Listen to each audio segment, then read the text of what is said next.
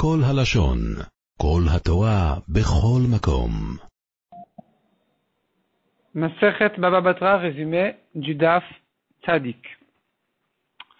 La Gemara nous ramène ici une braïta qui revient sur ce qu'on a dit avant, qui renforce ce qu'on avait dit.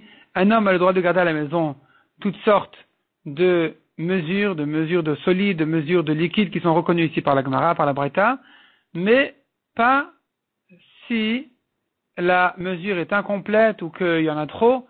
Il risque avec ça de tromper ses acheteurs, ses vendeurs, et donc c'est interdit de les garder, même si c'est un pot d'urine, il n'a pas le droit de le garder de peur qu'il l'utilise un jour pour.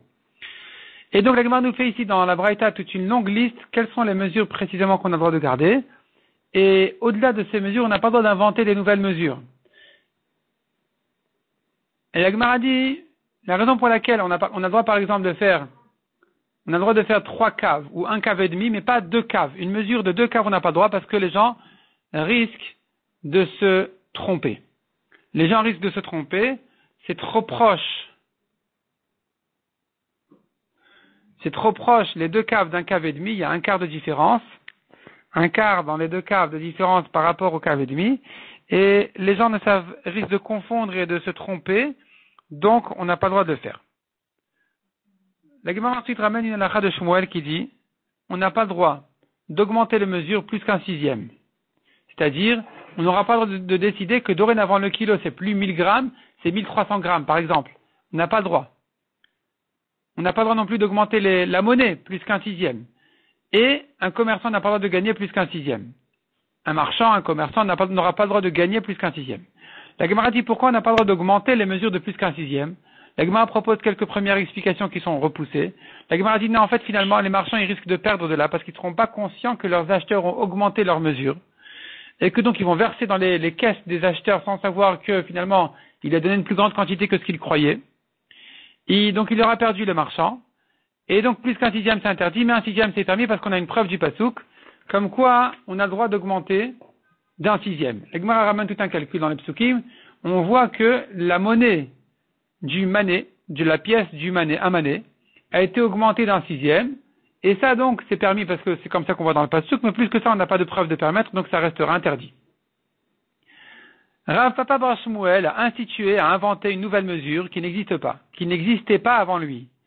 On lui a demandé, mais cette mesure elle est trop proche des mesures du dessus et du dessous, et donc ça risque finalement de tromper les gens. Il leur a répondu, chez moi j'ai pas ces mesures là qui sont si proches de celles-là, donc ça ne risque pas de tromper les gens, j'ai le droit de la garder. Et cette mesure-là n'a pas été acceptée dans une ville, dans une autre ville, elle a été acceptée.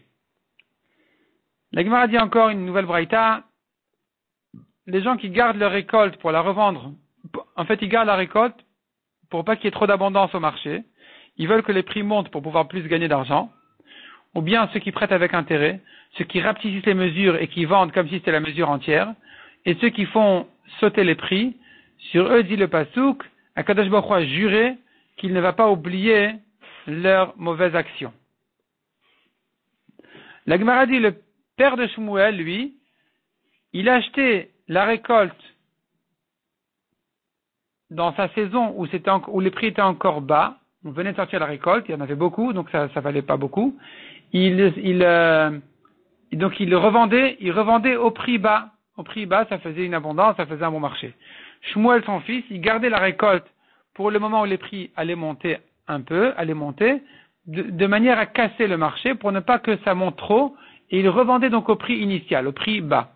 La Gemara dit, mais ce que son père faisait, c'était mieux que lui, parce que si tu commences l'année avec un bon marché, comme ce qui se passait avec son père qui mettait une abondance au marché, c'est mieux, le prix va toujours mieux rester que si tu commences avec une année où le marché est plus cher, parce que tu gardes ta récolte, et tu attends que ça monte pour rebaisser les prix.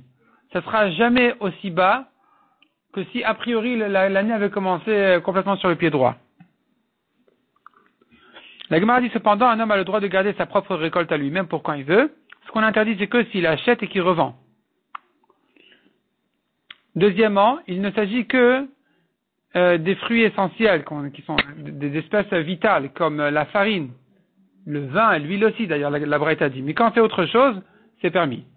Il est aussi permis de garder ses fruits pendant la 6e, 7e et 8e année de la Shemitah, où là ça manque au marché, et que donc il va au fur et à mesure sortir ses fruits pour ne pas que les gens meurent de faim, c'est bien aussi.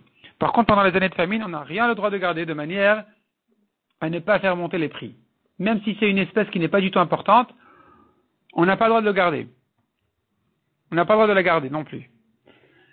Encore une braïta qui interdit de sortir les fruits d'Eretz Israël, comme les farines, les vins et les huiles, de les sortir en Chutz La'aretz parce que ça va manquer en Eretz Israël. Concernant la région, concernant le Souria, la Syrie, c'est une marloquette si on a le droit de les sortir ou pas. Selon Tanakama, on n'a pas le droit. Selon Rabbi, si c'est une région proche d'Eretz Israël, on aura le droit de sortir d'Eretz Israël proche de là-bas à la région voisine en Souria, mais en Chutz La'aretz c'est interdit. כל הלשון, עולם שלם של תוכן איכותי.